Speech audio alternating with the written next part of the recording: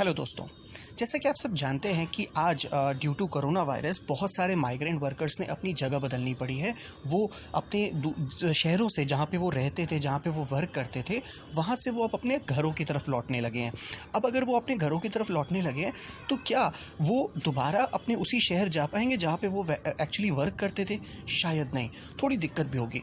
अब हर कोई चाहता है कि वो अपने ऊपर डिपेंडेंट बने, वो ऐसा ना हो कि वो किसी और के ऊपर डिपेंडेंट हो जाए।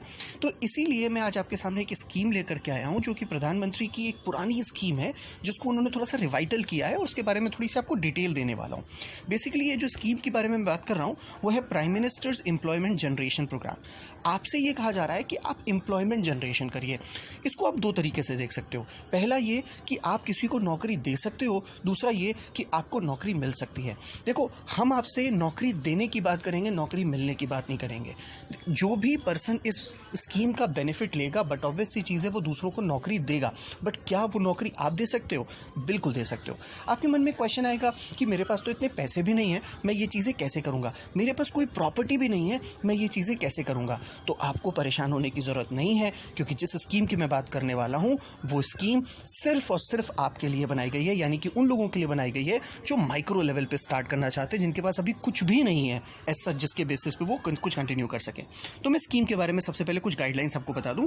Government of India has approved the introduction of a new credit link subsidy programme called prime minister employment generation programme, which is going to benefit. ये कितने लोगों को बेनिफिट देने वाला है? ये बेनिफिट देने वाला है चाहे कोई रूरल एरिया में रहता हो, चाहे कोई अर्बन एरिया में रहता हो। ये देने वाला है माइक्रो इंटरप्राइजेस को in rural as well as urban area, दोनों तरह के लोगों को ये बेनिफिट देने वाला है।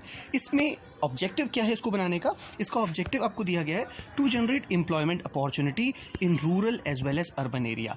और इतना ही नहीं, to bring together widely disperse traditional artist, rural and urban unemployment youth and give them self employment opportunity to extend possible at their place. आप जहाँ रहते हो वहीं से आप अपना बिजनेस कंटिन्यू कर सकते हो और आप सेल्फ एम्प्लॉयड हो सकते हो। आपको किसी के ऊपर डिपेंडेंट होने की ज़रूरत नहीं है। ये तो बात समझ में आ गई कि हमको ये काम कैसे करना है, बट इसमें मुझे बेनिफिट कैसे मिलेगा, हम उसके बारे में बात करते हैं। देखो, जिस बेनिफिट के बारे में मैं आपसे बात करने वाला था वो बिल्कुल हमारे स्क्रीन पे ही है। इसमें मैंने आपको क्या बताना था कि अब अगर आप अपना बिजनेस कंटिन्यू करना चाहते हो तो सिर्फ आपको 10% कॉन्ट्रीब्यूशन अपने जेब से देना है। यानी कि अगर आपके पास 5,000 रुपये भी हैं तो सरकार आपको 50,000 रुपये तक का लोन देने को तैयार है। यानी कि जितना भी आपका लोन अमाउंट होगा, जितनी भी आपकी इन्वेस्टमेंट होगी, उसका 10% केवल आपको लगाना है, बाकी पैसा आपको सरकार देगी। मैंने जैसे बताया एग्जाम्पल के तौर पर, अगर आपके पास 5,000 रुपये भी हैं तो आप उस 5,000 रुपये से 50,000 रुपये तक का अमाउंट कलेक्ट कर सकते हो बैंक से, और इसके बाद अपने बिजनेस को कंटिन्यू कर सकते हो। इसी तरीके से आप सोचो, अगर आपके पास 1 लाख रुपए भी है तो आप 10 लाख रुपए का अरेंजमेंट कर सकते हो। इतना ही नहीं, सिर्फ इतने से बेनिफिट नहीं मिलेगा, आपको एक और बेनिफिट मिलेगा। वो बेनिफिट है सब्सिडी।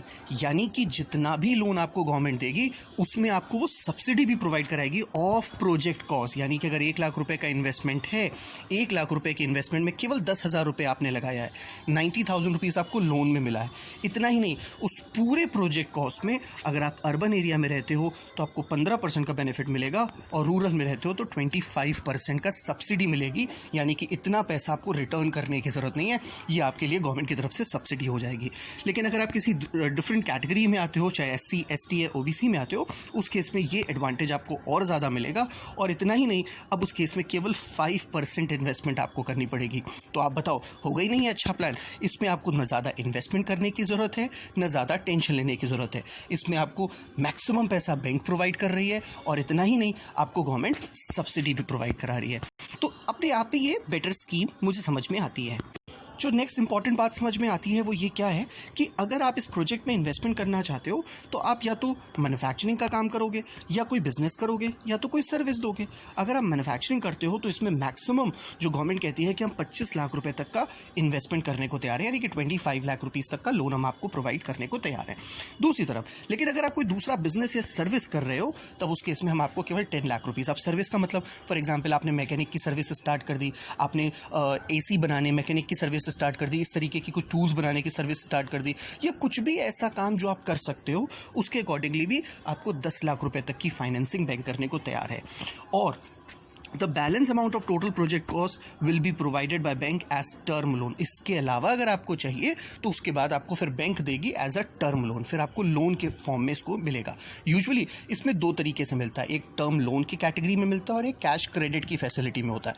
कैश क्रेडिट एक अलग बेनिफिट प्रोवाइड कराता है और टर्म लोन एक अलग बेनिफिट प्रोवाइड कराता है। मैं आपको एक बेसिक डिफरेंस अगर बताऊं तो टर्म लोन होता है जिसमें आपकी एक ईएमआई बना दी जाती है और आपको हर मंथ उस ईएमआई के बेसिस पे एवरी मंथ इंस्टॉलमेंट आपको पेमेंट करनी होती है।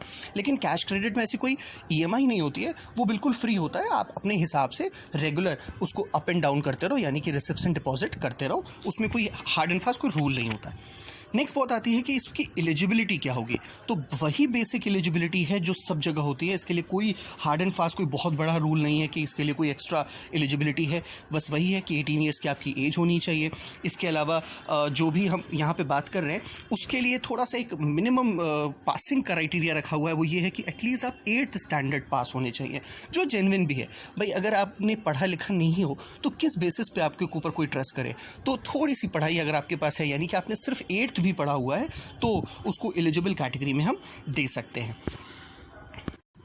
नेक्स्ट पॉइंट आता है कि हमें आखिर इस तरीके का बेनिफिट प्रोवाइड कौन कराएगा। तो मैं आपको बिल्कुल क्लियर कर दूं कि the scheme is implemented by khadi and village industry commission Mumbai. इसको स्टार्ट करने वाली जो इंडस्ट्री है उसको बोलते हैं khadi and village industry commission, KVIC।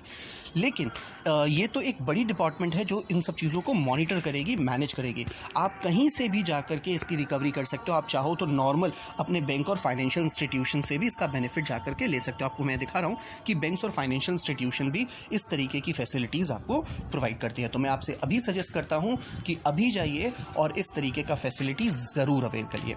Thank you for watching this video. इस वीडियो को सब्सक्राइब भी करिए, लाइक भी करिए और शेयर भी करिए। Thank you and have a nice day.